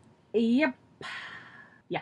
And so Prue tells her that it means conferred desiderata, which is Latin for look up things that are yearned for. What the fuck is this reference system? Yeah. Like, seriously. Yeah. Well, Piper is getting even more bitchy, and Prue tries to calm her, but Piper tells her to shut up. And Prue goes into big sister mode, saying that it's the blood of the Wendigo that's making her like this, so she has to fight it. And then Piper gets all meek again, saying that it's so strong. But Prue tells her that she's stronger. And Phoebe comes over to hold her shoulders and tell her to fight it. And Piper, who seems to be holding on, says she's okay. And then Prue walks back over to the Book of Shadows and looks at the Desiderata, which, again, I have taken a picture of. Mm-hmm. It's up on the website. And she's going down the list of things that are yearned for, and she finds unbecoming. Yeah. This is a fucking weird reference system. I don't like it. Yeah. If it's about a Wendigo, put it with the Wendigo. Well, but it's not just about the Wendigo. Well, she calls it unbecoming a Wendigo. Well, no, but let me show you the Desiderata. Things that are yearned for, it's just a list of stuff. Yes, but wouldn't you put, specifically, unbecoming a Wendigo, next to the page, on fucking Wendigos? Not necessarily. Why not necessarily? That's the most sensible place to put it. Hey, look, here's something related to this thing that you just learned about, in case you encounter this thing. Let's put it right next to it so you don't have to go hunting. Yeah, well, it's a big book. Who knows when things were added to it or not added to it. Yes, but presumably you can add a page anywhere in the book. You'd think so, but... You can, because how the fuck else do you do this? I have learned to not try to put logic. Really? Isn't that half of what we do on this show? Well, but the other half... When you get nitpicky, you're trying to apply logic to it. And then I go, yeah, but what if blah, blah, blah, blah, blah. And then it reverses, where I try to put logic to something, you're like, you can't put logic to it. I'm like, fucking hypocrite. You're a hypocrite. I am too. I never said I wasn't. Yes. So there you go. Anyway. Left. Okay. Turn left. Doctor Who reference. There's something on the back. There's something on your back. Anyway. So going down the list of things that are yearned for, she finds unbecoming. And thinking that it's the right thing, she turns to the back of the book and finds that they have to kill the Wendigo. Pretty much right at the back, too. Yeah. She finds that they have to kill the Wendigo that slashed Piper by melting its heart of ice. Oh. Mm-hmm. Now, looking at the Desiderata, though, there's nothing that tells you where to look up. Okay, like, you've looked up the things that are yearned for, but then there's nothing that says this word is on the back page of the freaking book. Like, it does... Yeah. Again, logic. I know, yeah. But Piper wants to know what happens if they can't find her, and Phoebe reminds her that she's going to be in the park tonight, which, of course, Piper says that if she's wrong about that, then they'll have to kill her, and Prue tells her not to be ridiculous, and Phoebe backs her up. But Prue realizes that they do have to confine her until they get back, which makes Piper angry again. She tells them to go to hell, and Prue asks Phoebe if they have any chains, which I thought was very funny. And Phoebe says she thinks she has something and walks out of the attic. And Prue studies Piper's face for a moment before asking if she's back, which I thought was, again, just funny. And Piper tells her to kill Ashley, being sure that she knows that it's actually her talking. Yeah. Like, kill her. This is me talking, kind of thing. And Phoebe comes back in, holding a pair of handcuffs. Yep, this is a TV trope called kinky cuffs. Uh-huh. And Prue asks where she got them, and then thinks better of it. Yep. And Phoebe brings over a chair for Piper to sit on, and they handcuff her to a pipe that's there, a la convenience, because why else would it be there? There's never been a pipe in the attic before. But I digress. And Phoebe says they need to go to the Army-Navy store to get a flare gun, which gets a lovely "screw you, bitch" from Piper, which I thought was hilarious. Which makes Phoebe say they need to hurry, and Prue agrees, tells Piper to just hang in there, and they leave. And Piper has this move of just, like, looking at the cuffs and then trying to move them side to side on this pipe. Yeah. And then we're in the park, where Andy and Ashley are walking, still just walking around. And Andy comes to a stop, and she asks what's wrong. And he says that he's probably not the best cop to be on a stakeout with, because he's AB negative. And then she gets weirdly sexual and pulls him in by the jacket, and drags a finger down his tie, and saying, tells him, I'll protect you. Yeah. And then she walks away, and he sighs, and we get a shot that pans up to look down on him a bit before he walks away. Yeah. Again. He's, like, even though he's, like, clearly receptive to the flirting, he's just not that into it. Yeah. He's just not that into you, Wendy. Yes. Because he's still not over Prue. Of course not. Mm-hmm. And then we cut back to the manor with a shot of the moon behind the house. And Piper's sweating and shivering, and then she screams and her eyes turn yellow. Mm-hmm. And she turns into a Wendigo with a huge hump on her back. Yep. And all of her clothes rip off, which is fine because they weren't that cute anyway. Yeah. And she breaks the bit of the pipe that she was attached to, and nothing happens to it. Like, what does this pipe do? Why is it there? I don't know. It might be for the radiator. But there's no water in it. There's nothing in it. Well, it could be an exhaust pipe of some sort. Yeah. Because, mind you, it's going up to the roof. There's no reason for a pipe to go up to the roof. Unless it's either conveying water or steam. Yeah. I don't know. Or something. I don't know. Yeah. I don't know. But she breaks the handcuffs and then takes a moment to make sure they're completely off her wrists before heading out of the room. Yeah, those fucks are uncomfortable. Yeah. And of course, it's clearly a guy now in the Wendy suit. Well, yeah. I've worn handcuffs before. I used to wear them like a bracelet in high school. I was not talking about the handcuffs anymore. I'm just like, it's clearly a dude in this suit. Yeah. It's funny. Just the shoulder to hip ratio. Oh, yeah, you gotta get big. Yeah. Gotta get big. Yeah, because Holly is what, like 5'2", 5'1"? Yeah, I don't remember now, but she's tiny. Super tiny. Super tiny. Yeah, I'm 5'2". I got measured. Last I checked, I'm still 5'6". Mm-hmm. I'm tiny, but not as tiny as you. Nope. Yes, we're nearly to my last page. Oh, yeah. We're coming into the home stretch. We're at the last commercial break. Woohoo. Woohoo. That is my leg. Meow. Meow. Oh, okay. You're too far. Yeah. I guess your legs are... Oh, there you are. There you go. I was like... It's at an odd angle from the way that I'm sitting. But yeah, so we get our last commercial break. When we come back, we get a lovely shot of the moon, and then we're back in the park. And Ashley asks if he's doing okay, and Andy says he's a little on edge. And she smiles, and then we get an insert shot of her hand going Wendigo. And she says it's the instinct of the hunt, and that's why he's a cop. And he asks if it turns her on or something, and she replies, or something. He puts his hand on her face, says she's a gorgeous woman, and then turns her down because they're on the job together and they should leave it at that. Mm-hmm. He turns and starts to get his gun out of his holster, and behind him she says, "Let's not," drops her jacket so it doesn't get ruined or something, I guess. And then she turns into a Wendigo. So she has something to cover up. Yeah. Turns into a Wendigo. We see her clothes rip and fall to the ground. And then Andy gets his gun and shoots her 3 times before she hits him across the head and growls at the moon. Yep. Mm-hmm. Mm-hmm. Again, an appearance from the 90s best morphing technology. Yeah. And then we cut to Prue and Phoebe pulling up in Prue's car, which is once again the black convertible. I think they were just like, meh. Yeah. She's got a new one. Sure. And Phoebe sees where the moon is and says they should go toward it, but Prue doesn't see Andy's car, because, you know. But Phoebe tells her not to worry, that they'll find him, and Prue says all right and that they should hurry, and we cut back to Andy and the Wendigo, and he is now unconscious on the ground. She rips open his shirt and drags a fingernail down his chest. Now I know... Releasing some lovely blood onto his chest. Thank you, prop department. I know that it's supposed to look like she's cutting him, but it doesn't. It just looks like she's leaving a trail of blood behind. And it also looks like that nail is going to pop off if it gets pressed too hard. Yeah. Like, it was bending. Yeah. It was, yeah. And the Wendigo hears Prue calling for Andy and runs away. And Phoebe says they're in the right place because she recognizes it from her premonition. So we see them walking with that heartbeat playing, so we know that we're getting POV from the Wendigo, which then growls and starts running toward them. Prue gets out the flare gun, shoots, and hits a tree. She's giving Bad Shot Billy a run for his money. Mm-hmm.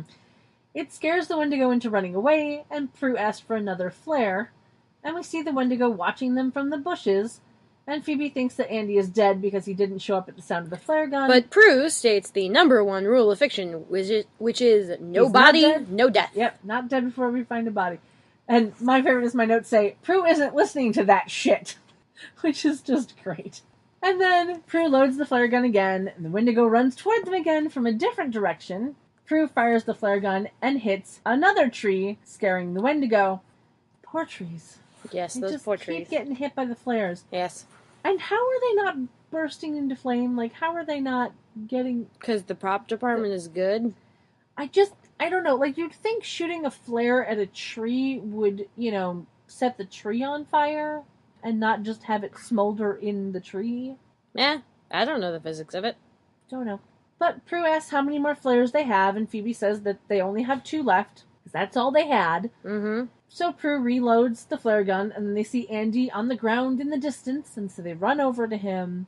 Prue checks his pulse, says he's alive. But that she's slashed him. And Phoebe's like, okay, but does he have his heart? Yeah. Bitch, she said he was alive. Yeah, I know. Because they must have driven her off just in time. She checked for a heartbeat, Phoebe. Yep. No wonder. Is there a heart? Gee, I wonder, is there a heart? Well, there's a heartbeat. Does that mean anything? Yes, it does. Yeah, I know. And then we get POV of the Wendigo behind them before it growls and starts running at them. They turn around, and Prue fires the flare gun and hits yet another tree, and it runs away. To which Phoebe says, okay, last one, my turn. Yeah. She's no bad shot Billy. And she says, this time we don't fire until I see slobber on its face. Yes. Which I thought was hilarious. And kind of a reference to the whites of the eyes. Yeah, a little bit. Though personally, if she had said, until I see the yellows of their eyes, I'd have been okay with it. Yeah. Yeah. But so they go back and forth about where they see the Wendigo, and then 2 Wendigo start running towards them.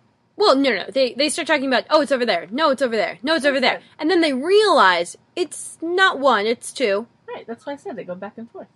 Well, they go back and forth saying where it is, but then they realize it's not that suddenly there are 2 Wendigos. There have been 2. Yeah. They just need to realize it. See, I was trying to condense, and this time you didn't let me. So there you go. You just used the wrong wording. Neither. Whatever. Phoebe wonders how they can be in 2 places at once, and Prue realizes that one of them's got to be Piper, and tells her to shoot, which, of course, makes Phoebe falter, and Prue's like, just shoot and pray you hit the right one. That praying again. And so Phoebe shoots at the Wendigo on the left, and it raises its arm. And freezes the flare. So and we know the other Wendigo. Wendy Pipes has her powers still. Yeah. Which is interesting. Interesting from a metaphysical standpoint, because, like, she's effectively transformed into a Wendigo, but somehow that didn't negate her witch powers? Yeah, I find that very fascinating. Yeah, I have that in my notes as well. I said, it's got to be a la convenience, because if the Wendigo is a formerly demonic creature, you'd think it would be unlikely that while in demonic form that she would have access to her powers. That was probably the most convenient way they could think of to resolve the, hey, which one is it? Yeah, I guess, but... Because the other option would have been to, let Phoebe shoot one of them, it dies, and then they run over to the other one. Well, the other one would have to collapse. Maybe that would be how they know. Yeah. I don't know. Either way, it was a nice enough device to ensure you would figure it out. Like I said, but it was very a la convenience. Yeah. Yeah. But so Phoebe realizes that Piper has frozen it and tells Prue to do something, so Prue uses her power and moves the flare into the other Wendigo's chest. Yep. Thus melting her heart of ice. Yeah. Wah, wah, wah. Yes. It burns. She screams. We hear the demonic Wendigo voice and the female voice both crying out in pain at the same time. Gotta love that, layering. She falls to the ground and then turns into ash and then is suddenly gone under the leaves. Yep, disappears into a cloud of dust. And then we see the wound on Andy's chest bubble up and completely heal. I kind of liked that effect. Yeah, well, that doesn't happen for a moment, though. Well, I mean, honestly, it doesn't matter in which order these happen. I really liked that effect. Yeah, it was really cute. And meanwhile, Piper untransforms. Yes, but I love my notes. I went, so once again, Andy is left with no way to close the case on the murders that have happened. Yeah. So, yeah. But yeah, Piper turns back into a person. Realizes she's naked. And runs behind a tree. Because for some reason she's like, my sisters are not allowed to, at all know what I look like naked. Yeah. Never mind that you grew up together. Yeah. It happened. Yeah. Well, and running behind a tree only, covers her from the front. Yeah. But whatever. It was a little funny. And also, it just makes me think, no, bark hurts against your boobs. Why would you do that? Yeah, no, don't do it. Don't do it. But yeah, so the girls run over to her and ask if she's okay, and she says she thinks she is, but that she's also naked and freezing. So Phoebe takes off her jacket to give it to Piper. Is that the black jacket with the furry collar? I don't remember a furry collar, but yes, I know there's one in the black next jacket. episode that we've seen before. Yeah. Yeah. And this is when Andy's wounds heal with the lovely bit of bubbly CGI. Mm-hmm. And Prue walks over to him and asks if he's okay. And he asks what happened and why she's there and where the Wendigo is. And then he tries to get up. And she pushes him back down because he's clearly like, had a concussion. She's like, I'll explain it later. To which I'm thinking, will she? Will she really? Yeah. But so he lays back down and clutches his head. So even though the wound on his chest has closed up, he still has a bit of a headache. Yeah. And we get a final shot of Phoebe giving a side hug to Piper before we cut to an exterior shot of Quake the next day. And this is my favorite shot of Quake so far. Okay? Explain why. We get tan jacket floral skirt lady coming in from the left. Feathers in her hair lady is leaving. And brown suit lady is working the desk. Oh my god. It was amazing. It really does make you wonder why they didn't get these people more than one outfit if they were going to reuse the extras in more than one scene. Or, make them switch outfits. They're ill-fitting enough outfits. You could just switch them around. Yeah, Or maybe they did and we didn't notice. No, I don't think so. Okay. I don't think so, because even their hair is the same. So... Yeah, that's fair. Okay. Mm-hmm. Anyway, inside, Piper brings some drinks to Phoebe and Prue, who are sitting at a table. House. Yep. For saving her life. Mm-hmm. And Piper is in a dark blue turtleneck, long sleeve sweater, and dark red pants, which is a change. I can dig it. Yeah. Phoebe is in a blue cable knit long sleeve sweater with a very large furry blue collar. Yeah. But I can't see her pants. And Prue is in a high neck, long sleeve red shirt, but I can't see her pants either because they don't stand up. And Piper says the drinks are on the house for saving her hide, which we get a line from Phoebe going, literally, you Wendigo, you. Yeah. It was a cute sister moment. It was very, very funny. Mm-hmm. And then Piper sits down, and Prue asks if she's okay to work. And Piper says that she's fine. It's like nothing ever happened, except for Billy. And Prue reminds her that there was no way she could have known about Agent Fallon. And Piper says, she knows that, but she's not used to losing an innocent that they're supposed to protect. Mm-hmm. And then Phoebe reminds her that Billy wanted to stop the Wendigo so it wouldn't hurt anyone else, and that's exactly what he did. And Prue strokes Piper's hair and tells her that she's grateful that she's safe. No. And then Piper remembers Andy and asks what Prue told him. And in a stunning turn of events, Prue actually did explain things later? Yeah. To apparently a very shocked Andy. She literally just told him the truth. Yeah. But I love this. She says that she told him the truth, and then Phoebe gets a cute little, get out. And Prue says that she did with a very, I'm proud of myself tone of voice. Yeah. It was adorable. And mentions it was the first civil conversation they'd had. Or the most truthful? Was it the most honest? Most honest conversation they'd ever had. Yeah. Which is hilarious to me. Yeah.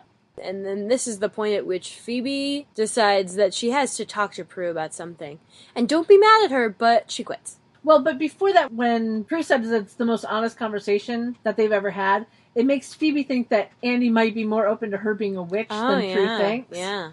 Which, Witch, yeah. Yeah. She related to Andy that what he saw was true and says that, Fallon really was the Wendigo and that had they not vanquished her, that both he and Piper would have been killed. No one uses vanquished, sweetie. Well, but... They use it later a lot, but... Yeah, they use it a lot. And on IMDb, it said that this was the first time that they had used the phrase vanquished. But I could have sworn they did that 2 episodes ago. I don't remember. At least I know that I said it 2 episodes ago. Well, you did. But I don't know. I don't remember if that was in my notes as them saying it. Okay. I don't know. But whatever. So apparently, he must have believed her on some level. And that's when we get that it was the most honest conversation that they've ever had. And... Then Phoebe ups and quits on Prue. Yeah. Well, but Prue makes this adorable little wrinkle nose face. And checks her watch and is like, okay, it's time to get back to work. And she looks expectantly at Phoebe, who very sweetly and quickly quits. Citing the fact that, it's great to work with Prue, but every time she touches something, she risks a premonition. Yeah. And wasn't that kind of a perk for you yesterday? Right, but she realizes that it's too emotional for her. Yes. Which makes perfect sense to Prue, and it makes perfect sense to me, because, she can't keep continuing to make Prue use her power to stop items from being auctioned off. Yeah. So, because that wasn't really working out. Well, it doesn't exactly help when the auction is the same day she's touching the stuff. True. Very, very true. I mean, granted, Phoebe could just not touch the stuff, but she's like Dee Dee with that button. She can't help herself. And it's Prue's laboratory, so... Gotta get out. Uh-huh. But yeah, she does go on to say that it's Prue's world and she needs to find one of her own. Yes, her own laboratory. Yes. And Prue says that she will, and Phoebe does the little wrinkle nose smile thing that where she Phoebe does can so press adorably. all of the buttons. Mm-hmm. But then Piper gets a steely-eyed look on her face and with a completely serious tone says, "Just stay out of my world or I'll kill you." And they're both frozen. Yeah, they look worried and they're confused. So, like, what the hell is going on? Piper gets up and starts walking away, but then turns around and cracks a smile and goes, "It's a joke!" And starts waving her hands in their face. Big sweeping arm gesture and an adorable little wrinkle face. And then walks off, and Prue and Phoebe look at each other and they go, "Ooh!" Yeah, they do their own little wrinkle faces and little finger gestures, like they want to wring her neck. It was a good joke. It was super adorable, and then we get the end credits, and it was the best, best ending. It was a cute ending. Lovely. It was super cute. We're on to our ratings. Yeah. Hi, Blue. How you doing? Hi. Thank you for kisses. You want to rate the episode? Huh? I see his tail going. Yeah? Yeah, you look at my It looks nose? like you're cuddling a baby. Yeah. Well, I am. I know. He's a I know, but like a little human baby. A baby little boo. Oh, thank you for kisses. Thank you for kisses. See, you're getting used to the nose kisses, too. Well, when he kisses the top of my nose, it isn't bad. It's when he tries to go into my nostrils that I can't. Can't do it. Hi, boo-boo. Hi. Hi. We're almost done. We're almost done, and then you get to call O-U-T-S-I-D-E. Cuddly puppy. Cuddly puppy. I cuddly the puppy.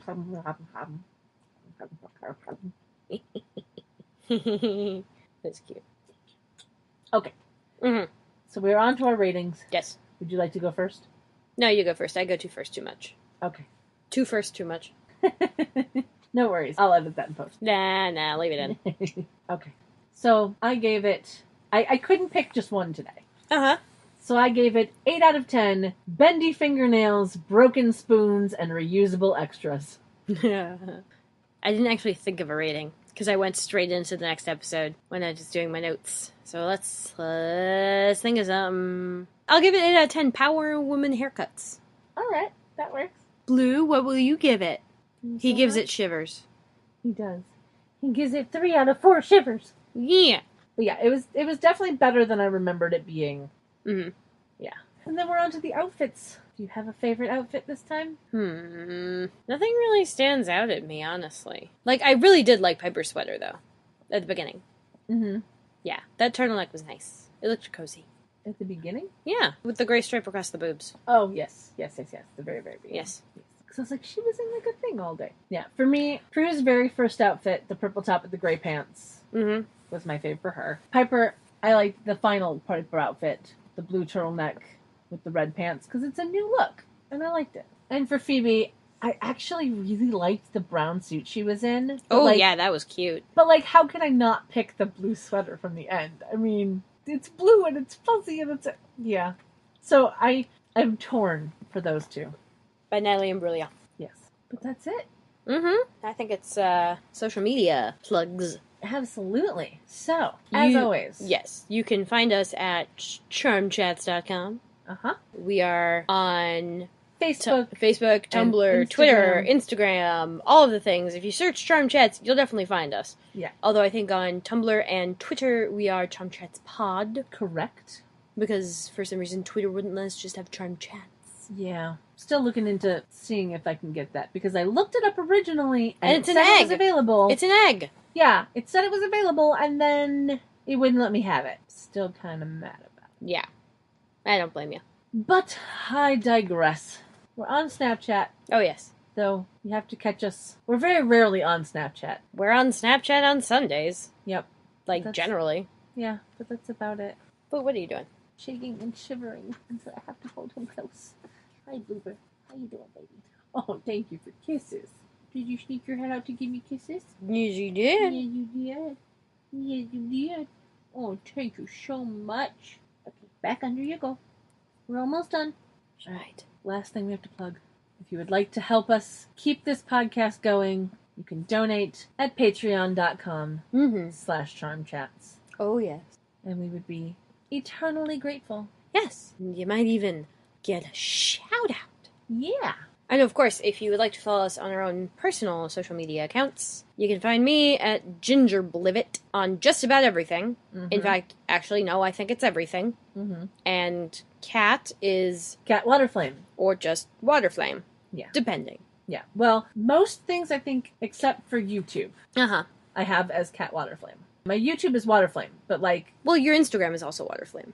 Oh, yeah, it is. So... Yeah, basically search Waterflame, and if there's a cat, then yeah. And by that, I mean a K-A-T, not a meow. Yes. But if you search for Waterflame and you come up with a guy from Norway who does techno music, that's not me. Yeah. Okay? I've had to deal with that guy for the past, 15 years, and it's slightly obnoxious, but yeah. So that's us done for another week. I can't believe we're in the second half of the season already. Oh my god. And next week's episode is going to be interesting. I will have many a thing to say about it next week. So I hope that you will come back and listen next week. But until then... Sleep tight. Don't let the warlocks bite. All right. Bye. Bye. Blue, say bye. Nope. Phoebe, Piper, and Blue, we've got evil to slay and some potions to brew. So we'll see where it's at next week with Ken.